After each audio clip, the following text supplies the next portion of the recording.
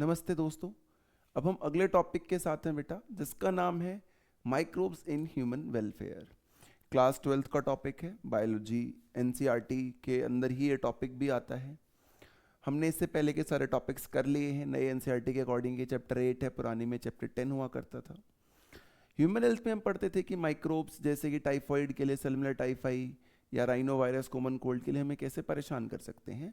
अब हम पढ़ेंगे कुछ माइक्रोब्स हमारे फायदे के भी होते हैं। जैसे microbes household product curd वगैरह बनाने में काम आते हैं, इंडस्ट्रियल प्रोडक्ट जैसे अल्कोहल वगैरह बनाने में काम आते हैं, सीवेज ट्रीटमेंट बीओडी को कम करने में काम आते हैं, बायोगैस प्रोडक्शन में काम आते हैं, बायो कंट्रोल एजेंट्स की तरह काम आते हैं, बायो फर्टिलाइजर की तरह काम आते हैं। 6 टॉपिक्स हमारे इस चैप्टर में होंगे। क्या सभी माइक्रोब्स हार्मफुल है? अगर कोई हमसे ये क्वेश्चन पूछे तो हमारा क्या आंसर होना चाहिए? नहीं। पहले हमें लगता था कि सारे के सारे पैथोजेनिक होते हैं, बट आज हम जानते हैं कि सारे माइक्रोब्स पैथोजेनिक नहीं होते हैं, बहुत सारे हमारे लिए फायदेमंद भी होते हैं। The reality and the core focus, not all microbes are harmful, several are highly useful to humans in diverse ways. This chapter explores the most important contribution of microbes to human welfare. देखो कैसे microbes are the major components of biological system on earth. Microbes जो होते हैं बेटा, वो major components है किसके? Biological system के। जो भी हमारे यहाँ पे फूड चेन्स वगैरह बनी हुई हैं, उसमें डिकम्पोजर के तौर पे कई बार बहुत सारे माइक्रोब्स रोल प्ले करते हैं। ये ओमनी प्रेजेंट है, जैसे गॉड ओमनीसिएंट है, हर जगह प्रेजेंट, हर जगह पाए जाते हैं। सोयल में, वाटर में, एयर में, bodies of plant and animal, हर जगह माइक्रोब्स देखे जाते हैं। एक्सट्रीम हैबिटेट्स जहाँ पे कोई और नहीं रह सकता है, वहाँ भी पाए जाते हैं, जैसे थर्मल वेंट्स या गीजर्स, जहाँ पे बहुत ज़्यादा टेम्परेचर रहता है, ऐसी जगह पर भी जैसे आर्की बैक्टीरियाज पाए जा सकते हैं वहाँ पर। Deep in the soil, highly acidic environment, है ना, हर जगह पे एसिडोफाइल्स, थर्मोफाइल्स, हर जगह पर ये पाए जाते हैं, इसलिए इन्हें ओमनी प्रेजेंट कहा जाता है। फिर बात आती है microbes represent a massive diversity of life. Massive diversity मतलब माइक्रोब्स बहुत सारे होते हैं, बहुत सारे अलग अलग ग्रुप्स के अक्रॉस माइक्रोब्स फैले होते हैं। जैसे बैक्टीरिया तो सारे ही माइक्रो ऑर्गेनिज्म होते हैं जो माइक्रोस्कोप में दिखते हैं। कुछ प्रोटोजोन्स भी माइक्रोस्कोपिक होते हैं, कुछ फंजाई भी माइक्रोस्कोपिक होती हैं। वायरस और वायरॉइड्स भी क्या होते हैं? माइक्रोस्कोपिक होते हैं। प्रायंस भी माइक्रोस्कोपिक होते हैं। तो माइक्रोब्स जो होते हैं, जो माइक्रोस्कोप में दिखते हैं, माइक्रो ऑर्गेनिजम्स जो होते हैं, वो डाइवर्स नेचर के होते हैं, बहुत अलग अलग जगह पाए जाते हैं, उनकी डाइवर्सिटी काफ़ी है, उनकी वेराइटी काफ़ी सारी है। ऐसा नहीं है कि कुछ चुनिंदा लोग ही माइक्रोब्स की कैटेगरी में आते हैं। Morphology of bacteria, bacteria various shapes में आता है और स्ट्रक्चर्स में आता है। जैसे रॉड शेप बैसिलस, बैसिलाई का शेप रॉड है। Spherical shape कोकस, rod shape with flagella. तो हमने देखा कि भाई बैक्टीरिया कई तरीके का हो सकता है। ये हम बायोलॉजिकल क्लासिफिकेशन 11th में भी देखते थे कि रॉड शेप बैसिलाई होगा, या स्फेरिकल कोकस होगा, या बैसिलाई तो होगा रॉड शेप बट विद फ्लैजिले। देखो ये जो एक प्रोटोप्लाज्मिक प्रोसेसेस दिख रहे हैं आपको, इस तरीके की चीज़ें भी नज़र आ सकती हैं। ये मैग्निफिकेशन है बेटा, 1500x पे 1500 और फिर वो 50,000x पे मैग्नीफाई करके आपको उसने दिखाए हैं चीज़ों को। इसके अलावा विब्रियो, विब्रियम, स्पाइरल, स्पाइरिलियम भी हो सकती हैं चीज़ें। Viruses highly diverse infectious agents होते हैं। एग्जाम्पल ऑफ वायरल स्ट्रक्चर्स, कौन कौन वायरसेस हो सकते हैं भाई? बैक्टीरियोफाज हो सकते हैं, जो बैक्टीरिया को खा जाते हैं, इन्फेक्ट्स बैक्टीरिया। एडिनो वायरसेस हो सकते हैं। एडिनो का मतलब ग्लैंडुलर होता है जनरली, यानी ये पहली बार कहीं लिम्फॉइड टिश्यू या ग्लैंड में मिले होंगे, तो एडिनो वायरस नाम है इसका। टोबैको मोज़ेक वायरस हो सकता है, जो कि टोबैको प्लांट को अफेक्ट करता है, right.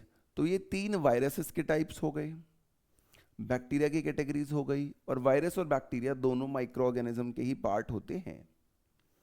Growing microbial cultures, while individual microbes are microscopic, लेकिन जब हम उन्हें ग्रो करते हैं लैब में, तो उनकी कॉलोनी जो है वो हो सकता है माइक्रोस्कोप की तरह हमें नजर आ जाए।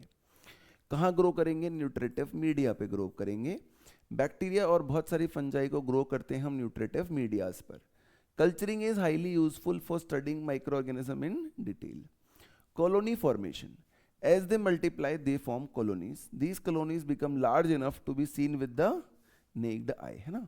ये सिंगल माइक्रो ऑर्गेनिज्म तो शायद नहीं दिखते हैं, लेकिन कॉलोनी जो है इनके जब इस फॉर्म में आ जाते हैं, बहुत सारे हजारों लाखों बैक्टीरिया एक साथ इकट्ठे हो जाते हैं, तो छोटे छोटे नैनोमीटर मिलकर भी इतने बड़े साइज में हो जाते हैं कि वो हमें दिखने लगते हैं, ऐसा डॉट नजर आने लगते हैं ऑन द माइक्रोस्कोपिक स्लाइड या इन द कल्चर मीडिया जहां हम उन्हें ग्रो कर रहे होंगे। तो की टेक अवेज क्या है कि माइक्रोब्स यूबिक्यूटस हैं, कहीं पर भी अरेंज एडजस्ट हो सकते हैं। कौन कौन सी डाइवर्सिटी है, तो बैक्टीरिया, फंगस, प्राइन, ये सब माइक्रोब होते हैं, हमारे काम के भी होते हैं, लैब में ग्रो करके हम इन्हें मैक्रोस्कोपिक फॉर्म में भी देख सकते हैं।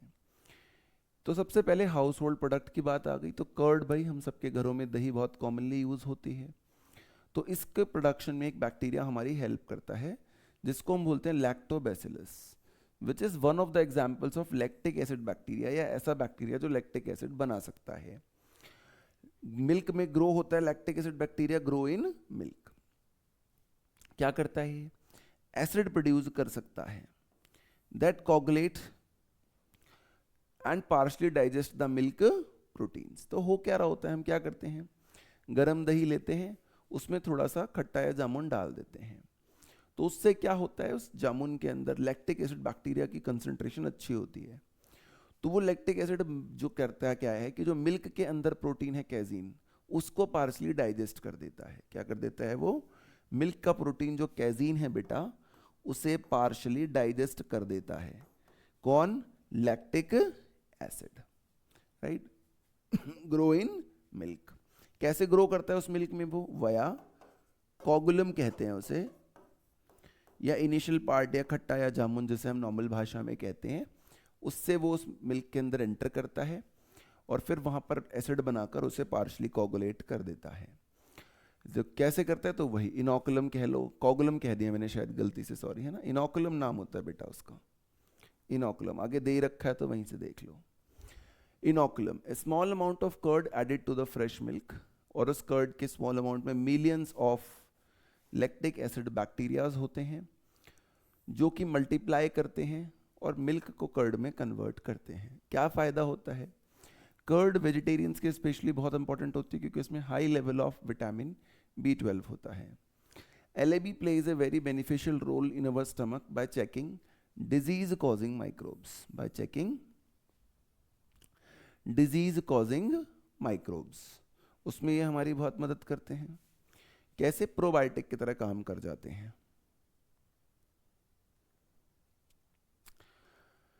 और हाउस होल्ड में कहाँ काम आता है भाई? तो फर्मेंटेशन ऑफ डफ, जो हम आटा गूंथते हैं उसको फर्मेंट कराते हैं। फर्मेंटेशन मतलब जो हम रेस्पिरेशन प्लांट में पढ़ते हैं कि भैया CO2 और वाटर बनेगा यहाँ पे, सॉरी, CO2 और अल्कोहल बनेगा, वाटर तो एरोबिक रेस्पिरेशन में बनता है ना लास्ट में।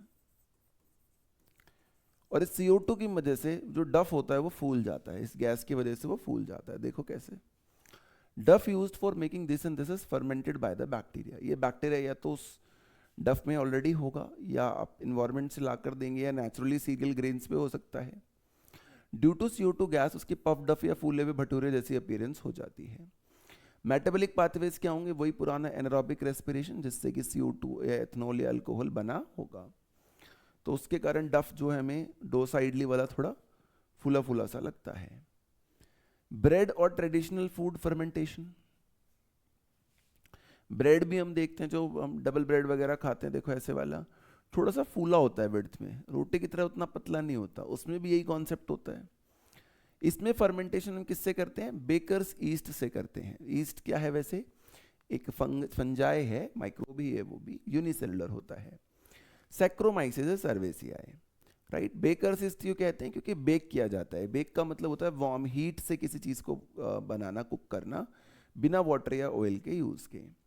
ट्रेडिशनल ड्रिंक जैसे कि टोडी, वो भी हम फर्मेंटेशन से ही करते हैं। क्या फर्मेंट करते हैं हम इस केस में?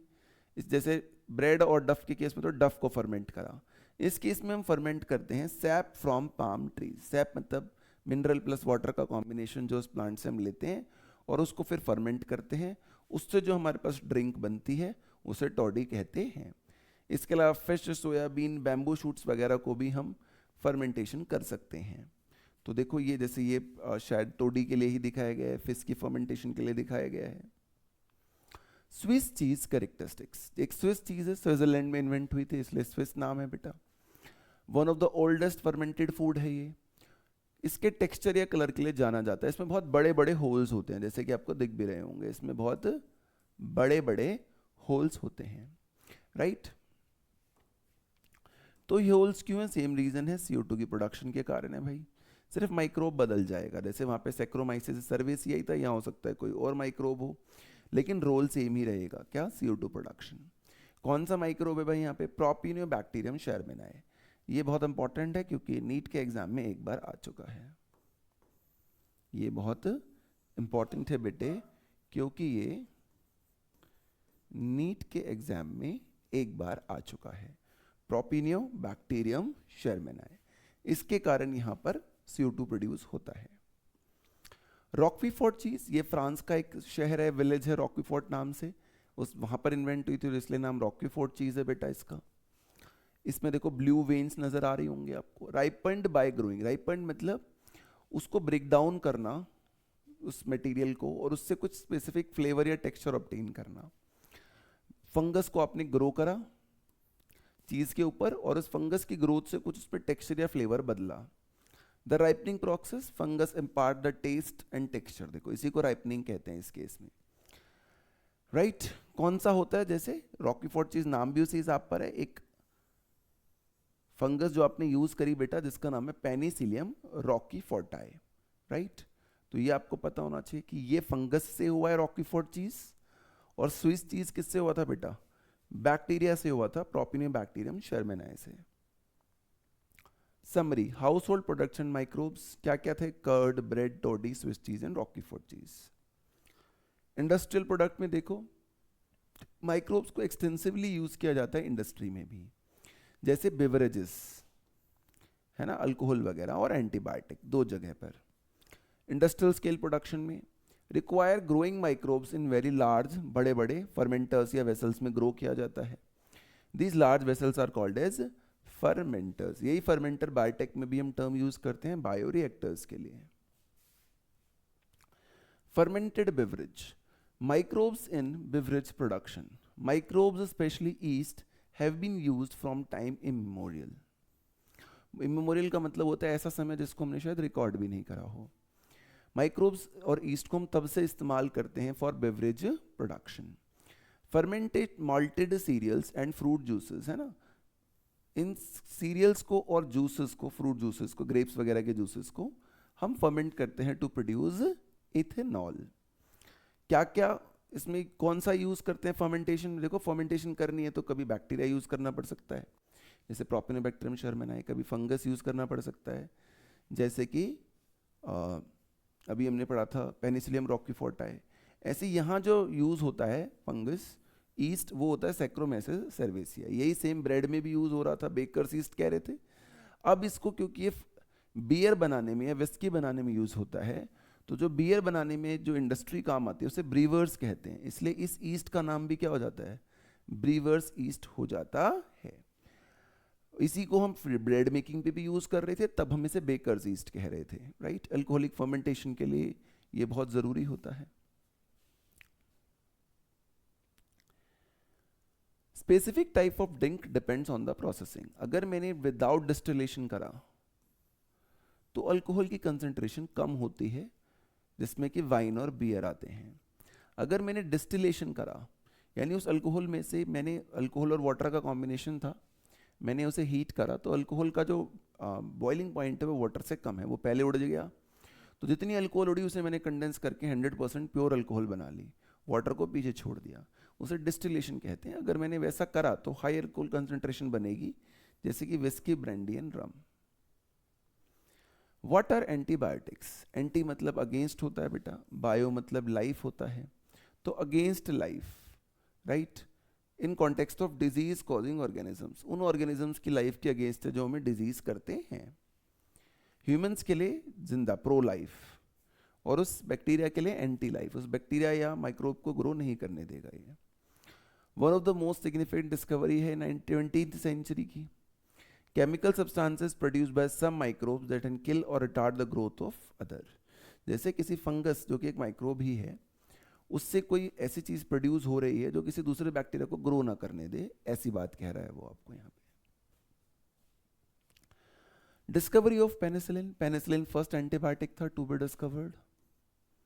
Discovered by Alexander Fleming, working on Staphylococcus bacteria, observed a mould growing in an unwashed culture plate, है ना, वो एक बैक्टीरिया पे काम कर रहे थे, ये बैक्टीरिया है भाई, उन्होंने देखा उसी लैब में एक फंगस भी ग्रो कर रहा है, और खतरनाक बात यह है कि जहां फंगस ग्रो कर रहा है वहां पे बैक्टीरिया ग्रो ही नहीं कर पा रहा है ना, mould growing in unwashed culture, that was Penicillium notatum, और उस मोल्ड के आसपास कौन ग्रो नहीं कर पा रहा, स्टेफिलोकोकस, यानी इस मोल्ड से कुछ ऐसा सिक्रीट हो रहा होगा जो इसको ग्रो नहीं करने दे रहा।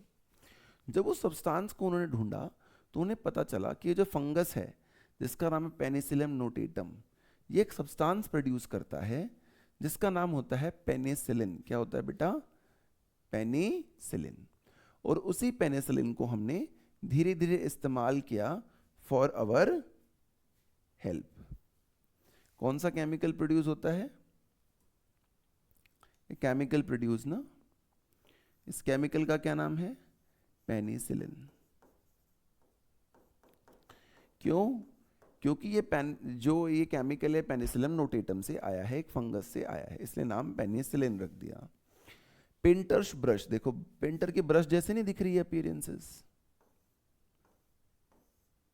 है ना, तो जो स्पोर्स को होल्ड करता है स्ट्रक्चर, वो थोड़ा वहाँ पेंटर ब्रश अपीयरेंस कई बार दिख जाती है इसके माइक्रोस्कोपिक उसमें, इसलिए हम ऐसे पूरे को देखेंगे ना तो ऐसे लगेगा जैसे पेंटर की ब्रश हो, कुछ साफ सफाई करने आया हो, ऐसा कुछ दिखता है, तो इसलिए हम इसे पेनिसिलियम कह देते हैं। लैटिन मीनिंग उसका पेंटर ब्रश ही होता है, बट वो अपने से पूछी नहीं जाएगी।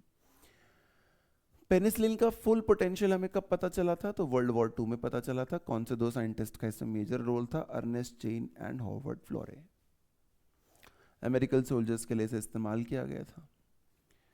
The Nobel prize was awarded jointly to Fleming, Chain and Florey. After penicillin other antibiotics को भी बनाया गया है, बहुत सारियों को। आज एंटीबायोटिक के बिना हम शायद रह भी ना पाए। कौन कौन सी डिजीज के लिए एंटीबायोटिक बहुत जरूरी है आजकल, प्लाग, वूपिंग कफ या काली खांसी, डिप्थीरिया एंड लेप्रोसी, इन सब बैक्टीरियल इन्फेक्शन है, ये सबके खिलाफ एंटीबायोटिक्स बनी हुई हैं।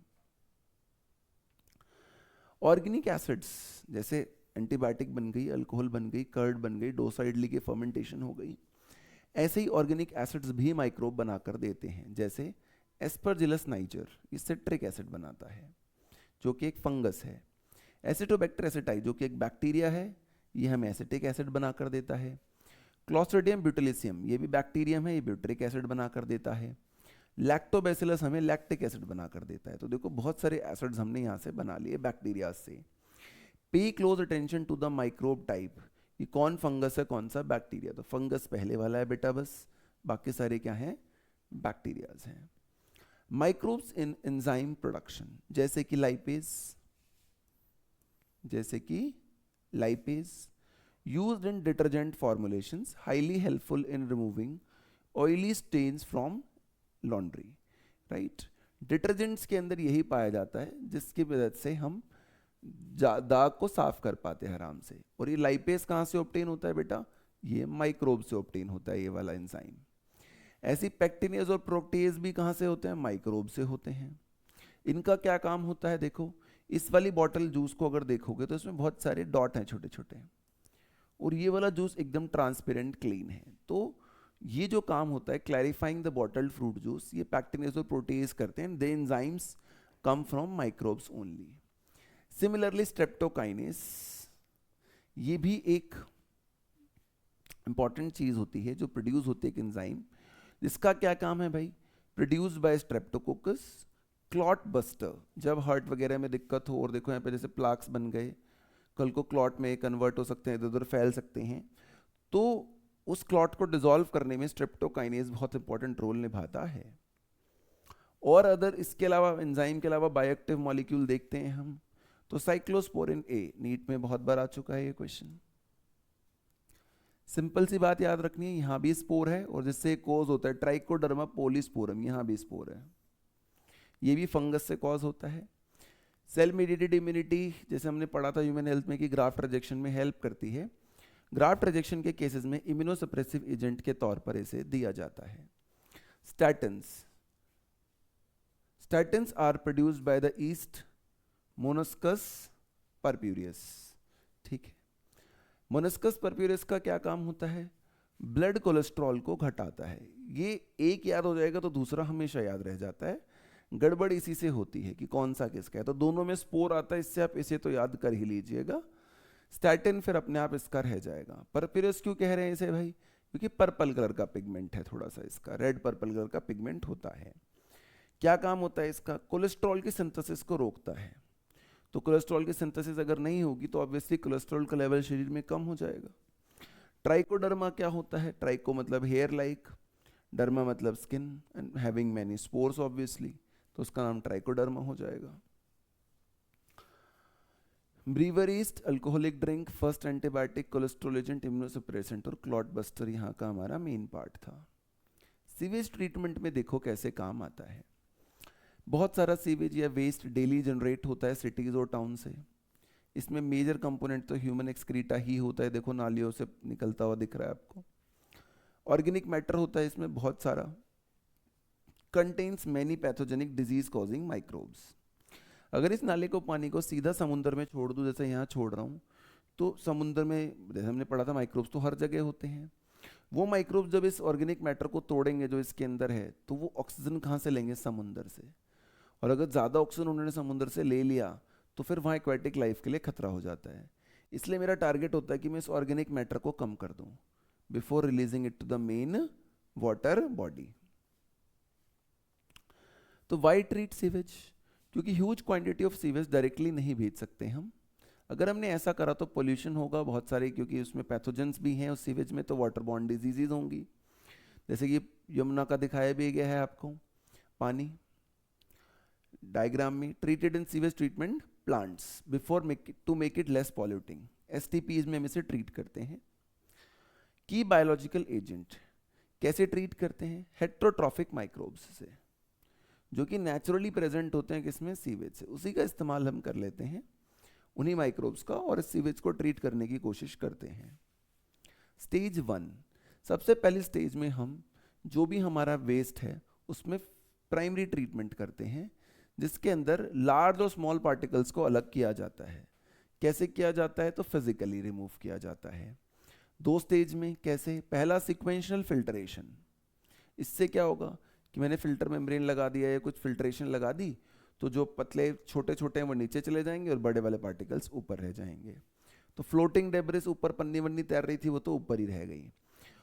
दूसरा, फिर जो नीचे पानी रह गया, अब जो नीचे जो छोटे सब्सटेंसेस रह गए उनको मैं थोड़ी देर के लिए छोड़ दूंगा। जैसे बाल्टी में मिट्टी बैठ जाती है, ऐसे छोटे सॉइल पार्टिकल्स नीचे बैठ जाएंगे।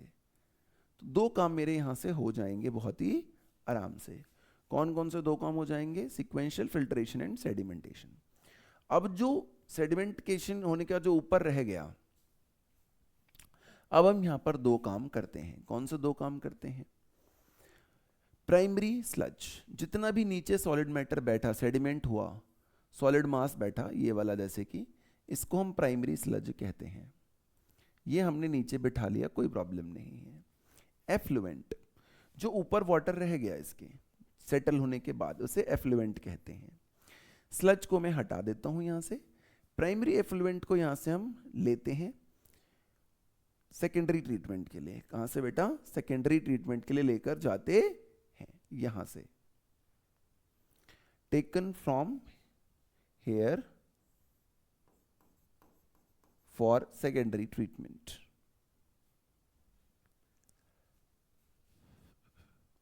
सेकेंडरी ट्रीटमेंट या बायोलॉजिकल ट्रीटमेंट क्या होता है कि हम बड़े बड़े इरेशन टैंक्स, इरेशन मतलब जिसमें एयर डिफ्यूज़र होगा, एयर की ऑक्सीजन की क्वांटिटी बहुत अच्छी खासी होगी, उन टैंक्स में उस एफ्लुएंट को, ऊपर वाले पानी को भेज देते हैं और उस जगह पे कॉन्स्टेंटली एजिटेशन कर रहे होते हैं इन इम्पैलर्स की मदद से कि मिक्स होता रहे। देखो ऑक्सीजन के बबल्स इनसे अच्छे से मिक्स होते रहें। एयर इज एक्टिवली पम्प्ड, जिससे क्या हो जाता है कि जो उस स्ट्रक्चर के अंदर जो हेटेरोट्रॉफिक माइक्रोब्स थे, ऑक्सीजन मिलता है एरोबिक माइक्रोब्स को, तो वो ग्रो करते हैं।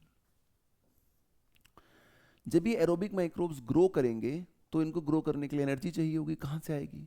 जो हमारे वेस्ट सीवेज में ऑर्गेनिक मैटर है उनको ये तोड़ने लगेंगे। अगर ये उनको तोड़ देंगे तो धीरे धीरे ऑर्गेनिक मैटर का काउंट क्या हो जाएगा बेटा, कम होने लगेगा।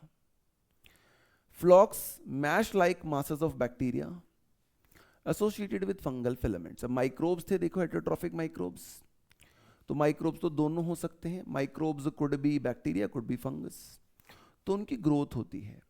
ग्रोथ होने से क्या होता है कि एक साथ देखो जैसे बैक्टीरिया भी ग्रो हो रहे हैं और फंगल एलिमेंट्स भी, उनका एक मास ऑफ ग्रुप बनता है सेल्स का, जिसे हम बोलते हैं क्या, फ्लॉक्स। क्या काम होता है इनका, जब बैक्टीरिया या फंगस दोनों माइक्रोब में से कोई भी ग्रो करेगा तो वो बहुत सारे ऑर्गेनिक मैटर को कंज्यूम करेंगे जो कि एफ्लुएंट में था, जिससे कि जब कल को जब मैं रिवर बॉडी में छोड़ूंगा तो ऑर्गेनिक मैटर कम छोड़ूंगा, तो बॉडी जो रिवर बॉडी है हमारी, सी है कुछ भी है, वहां पे माइक्रोब्स को कम तोड़ना पड़ेगा ऑर्गेनिक मैटर, तो वो ऑक्सीजन कम लेंगे, किससे, समुद्र से। व्हाट इज बीओडी, बीओडी जो मैं तब से कह रहा हूं भाई, बहुत सिंपल बात है। बीओडी का मतलब होता है कि माइक्रोब्स को ऑर्गेनिक मैटर को डिकम्पोज करने के लिए कितनी ऑक्सीजन चाहिए, तो जितना ज़्यादा ऑर्गेनिक मैटर होगा उतनी ज़्यादा ऑक्सीजन चाहिए। ऑर्गेनिक मैटर घटा दूंगा तो ऑक्सीजन की नीड अपने आप ही कम हो जाएगी। Microbial consumption of organic matter significantly reduces the BOD. देखो सिंपल सी बात है कि अगर माइक्रोब्स ने कंज्यूम कर लिया ऑर्गेनिक मैटर को, तो उसके बाद ऑर्गेनिक मैटर कम रह गया, तो उस ऑर्गेनिक मैटर को तोड़ने के लिए ऑक्सीजन की डिमांड भी क्या रह गई, कम रह गई। राइट कैसे डिफाइन करते हैं बेटा, हम इसको डिफाइन करते हैं the amount of oxygen consumed.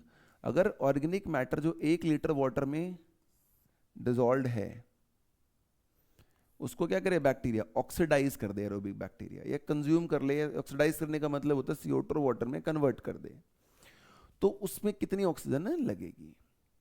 BOD measures the rate of oxygen Uptake, है ना, आपने ऑक्सीजन डाली होती है एरेशन टैंक में, जितनी जल्दी ऑक्सीजन खत्म हो गई इसका मतलब उतना जल्दी माइक्रोब ने ग्रो करा है, और इसका मतलब उतना ज्यादा वहां पॉल्यूटेंट था या ऑर्गेनिक मैटर था। सिंपल सी बात है।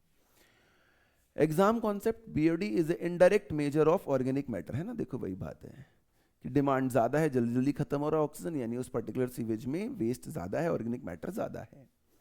ग्रेटर बीओडी मतलब वेस्ट ज्यादा है, पॉल्यूटिंग पोटेंशियल ज्यादा है। Sewage is treated until the BOD is reduce, बीच बीच में हम वहां से सैंपल लेते रहते हैं, देखते रहते हैं कि कितना बीओडी लेवल रह गया, कितना लेवल रह गया।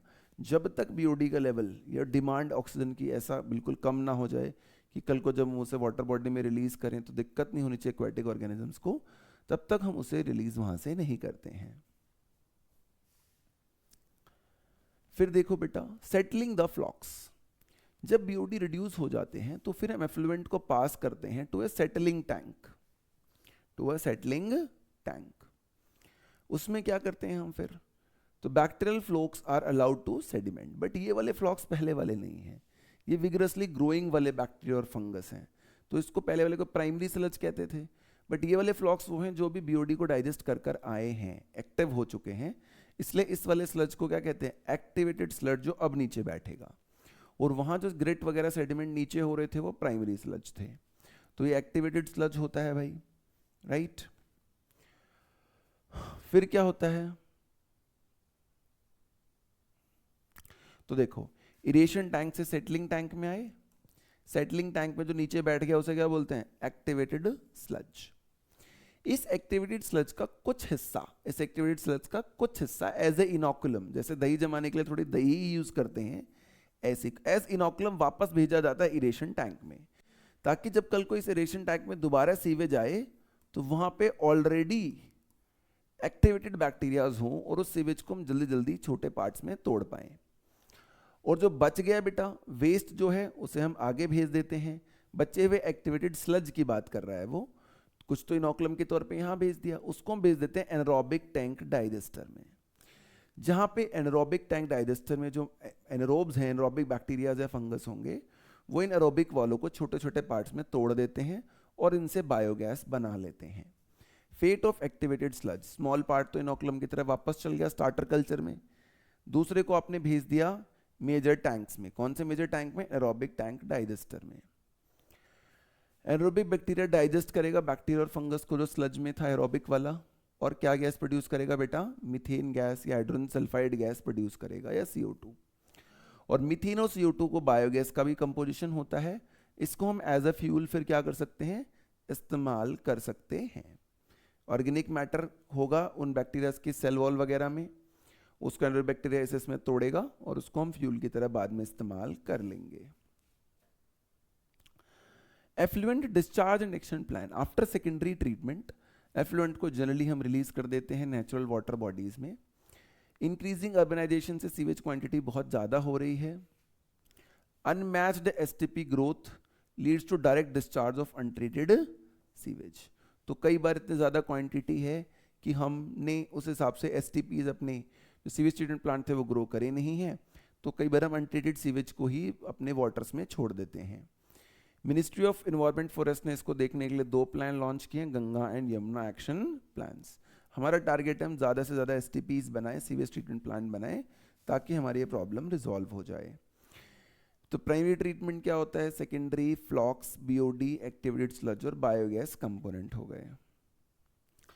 बायोगैस में माइक्रोब कैसे रोल प्ले करते हैं। बायोगैस मिक्सचर होता है गैसेस का, माइक्रोबियल एक्टिविटी से बनेगा, primarily as a fuel use होता है।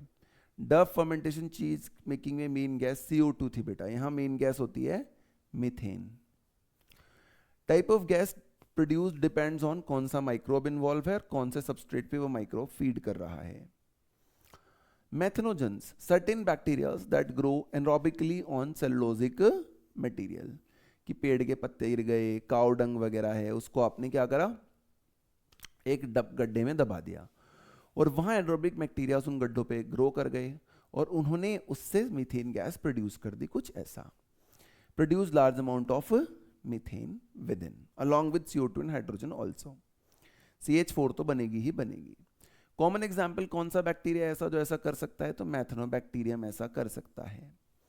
Commonly found in aerobic sludge during sewage treatment, है ना, जो भी हम देख रहे थे एरोबिक स्लज डाइजेस्टर में बहुत बार ये पाया जाता है। मैथनोजन एक और जगह पाए जाते हैं भाई, कहाँ पाए जाते हैं, कैटल रूमन, है ना, यानी कि गले के नीचे जब खाना चला जाता है वहाँ रूमन वाला स्टमक के पास पार्ट होता है एक, उसको हम बोलते हैं, वहां पर मैथनोजेंस पाए जाते हैं, यानी वहां पर मीथेन गैस प्रोडक्शन हो सकता है, ऐसा वो कहते हैं। Present in Roman, a part of the stomach of cattle. Cattle food contains a lot of cellulose which goes into the Roman. Bacteria क्या करता है, सेलुलोज को ब्रेक डाउन कराने में हेल्प करता है। ह्यूमन बींग्स सेलुलोज को डाइजेस्ट नहीं कर सकते, पर मैथनोजेंस की मदद से जो ये हमारे कैटल्स हैं, काव वगैरह हैं, वो सेलुलोज को डाइजेस्ट कर सकते हैं। ये मैथनोजेंस की जनरल बात बताई उसने आपको कि कहाँ कहाँ होते हैं। द एक्सक्रीटा और dung is commonly called as gobar, जैसा मैंने बताया था। एक्सट्रीमली रिच इन, कौन सा बैक्टीरिया वहां बहुत ज्यादा होता है, मैथनोजेनिक बैक्टीरिया। डंग को हम यूज कर सकते हैं एक गड्ढे में डालकर फॉर बायोगैस प्रोडक्शन, और क्योंकि गोबर से प्रोड्यूस हो रही है तो इसलिए कई बार इसे गोबर गैस भी कहा जाता है। तो देखो एक ऐसा पूरा डाइजेस्टर होता है, उस डाइजेस्टर में डंग और वाटर मिलाते हैं, मैथनोबैक्टीरिया होगा। स्लज, यहाँ स्लज या स्लरी भी लिख देना चाहिए, एनसीईआरटी की टेक्स्ट तो स्लरी लिखती है, वैसे वो स्लज लिख देता है ना, और गैस प्रोड्यूस हो जाती है। 10 से 15 फीट गहरा गड्ढा कर लो। Slurry of dung and water is fed into the tank. Floating cover ऊपर हम प्लेस कर देते हैं उसके, कवर की जैसे जैसे नीचे बायोगैस बनेगी कवर ऊपर की तरफ उठता रहेगा, यहां से ऊपर की तरफ कवर उठेगा। गैस आउटलेट, जिससे गैस बाहर निकाली गई, ये रहा।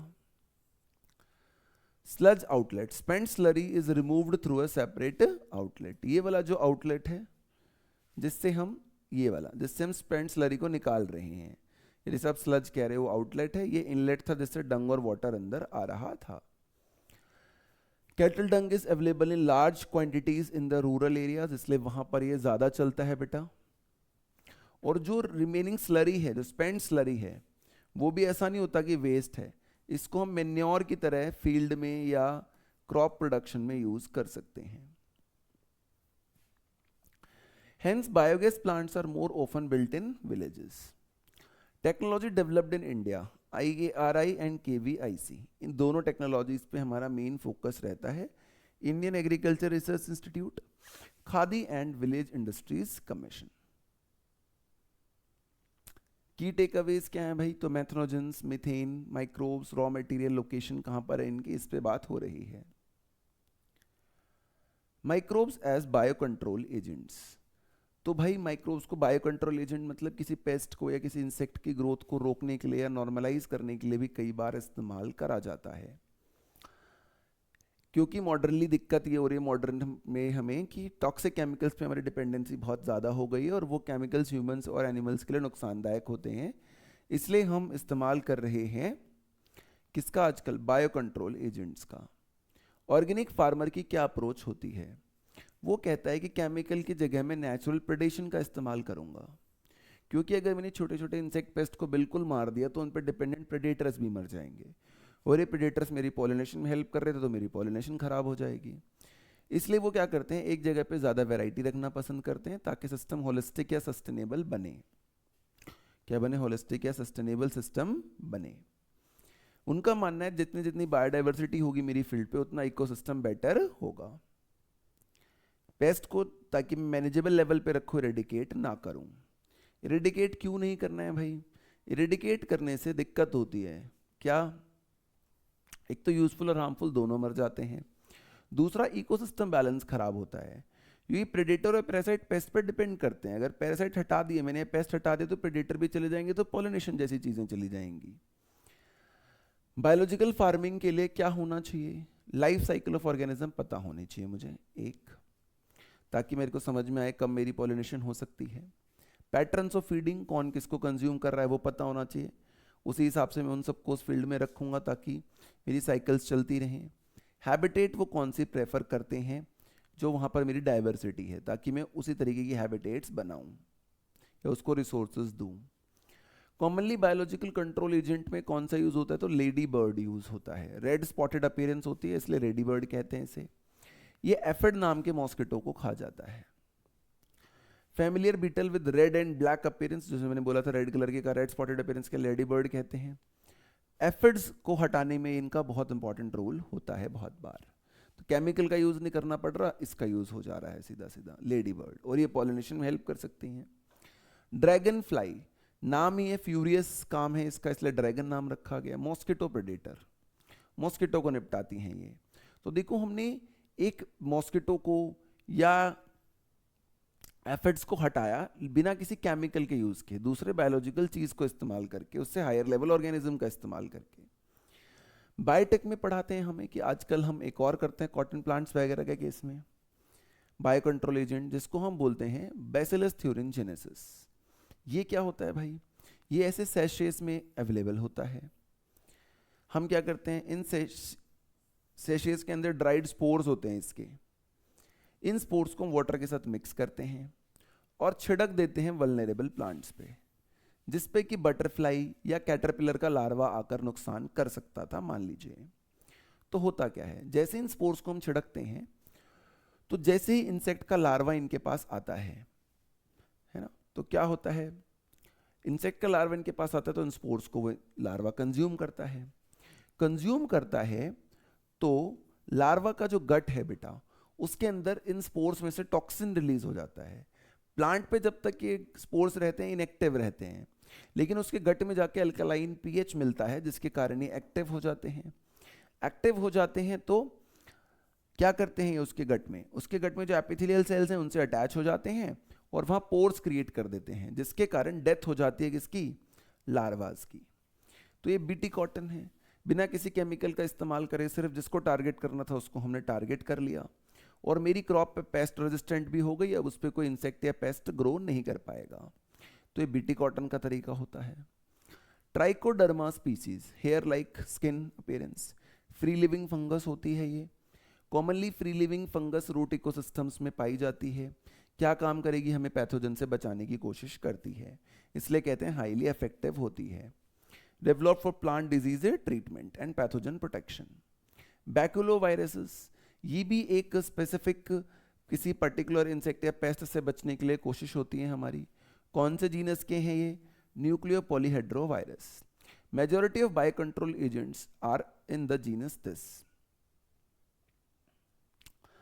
क्या होती है ये? स्पीसीज स्पेसिफिक होती है, नैरो स्पेक्ट्रम, जिस पे काम करना है सिर्फ उसी पर काम करेगी, हार्मफुल चीज़ पर। यूजफुल चीज़ को कोई नुकसान ये लोग नहीं पहुंचाते हैं। ये भी नीट में बहुत बार क्वेश्चन आ चुका है।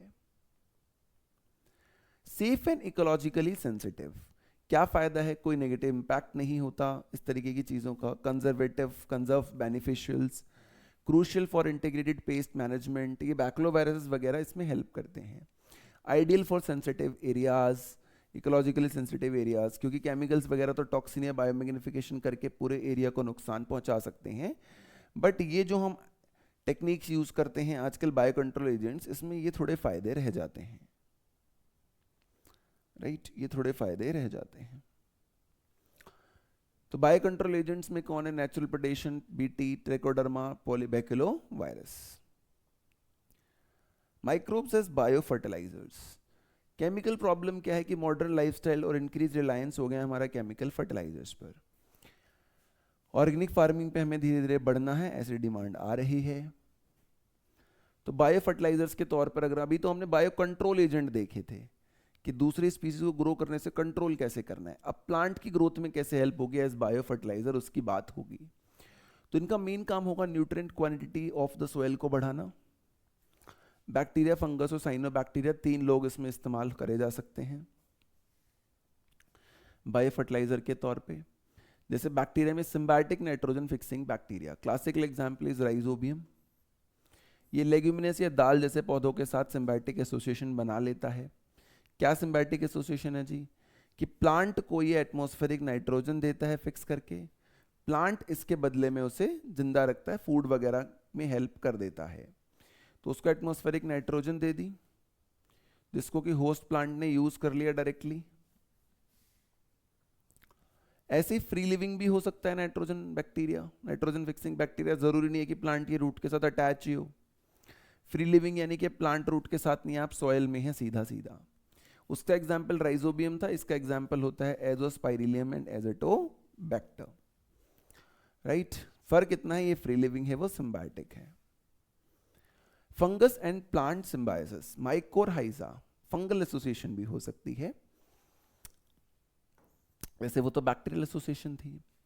ग्लोमस जो जीनस है, उसके बहुत सारे फंगस ऐसे होते हैं जो माइकोरहाइजा का रोल निभाते हैं। क्या काम करते हैं? जैसे वो नाइट्रोजन फिक्स कर रहा था, ये फॉस्फोरस की अवेलेबिलिटी बढ़वाता है प्लांट के लिए, ताकि उसकी एफिशिएंसी बढ़ पाए। तो ये फॉस्फोरस दे देगा, बदले में वो इसे कार्बोहाइड्रेट दे देगा। सिंपल सा इनका आपस में एक्सचेंज सिस्टम है। Advantage of this, what are the advantages? तो resistance to root borne pathogens, tolerance to environmental stress, overall increase in plant growth and development. ये फायदा होता है माइकोराइजल एसोसिएशन का। साइनोबैक्टीरिया की बात करते हैं, blue green algae, autotrophic microbe है, नाइट्रोजन फिक्सेशन में हेल्प करता है, और एग्जाम्पल होते हैं एनाबेना, नॉस्टॉक और ऑसिलेटोरिया। पैडी फील्ड्स के अंदर साइनोबैक्टीरिया एक एक्सट्रीमली इंपॉर्टेंट बायो फर्टिलाइजर होते हैं due to their aquatic nature.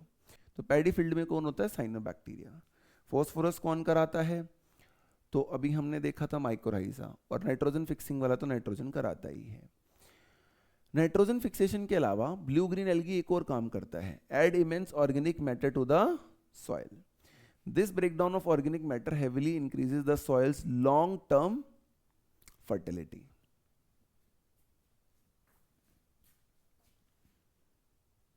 Modern agriculture adoptions, commercial और farmer use, currently large number of biofertilizers use होते हैं, fields में इस्तेमाल किया जाता है। क्यों करते हैं हम? ताकि soil nutrients जो डिले हो गए हैं, डिलीट हो गए हैं ड्यू टू केमिकल्स, वो वापस आ जाएं, या soil erosion से जो डिलीट हुए हों, और केमिकल फर्टिलाइजर्स पे हमारी डिपेंडेंसी एकदम कम हो जाए। तो biofertilisers, symbiotic bacteria, free living bacteria, cyanobacteria और फंगस, ये 5 चीज़ें बेटा हमें इसमें पता होना चाहिए। तो देखो ये चैप्टर कोई बहुत बड़ा नहीं था, बहुत सिंपल सा चैप्टर था। फटाफट हमने इस चैप्टर को कर भी लिया, देख लिया इंपॉर्टेंट बातें क्या हैं। तो आप यहाँ तक पढ़िएगा, कनेक्ट करना है तो हम लोगों से आपके पास ऑप्शन है ही। फिर मिलते हैं दोस्तों आपसे दोबारा से। Thank you so much for your time, have a great day ahead.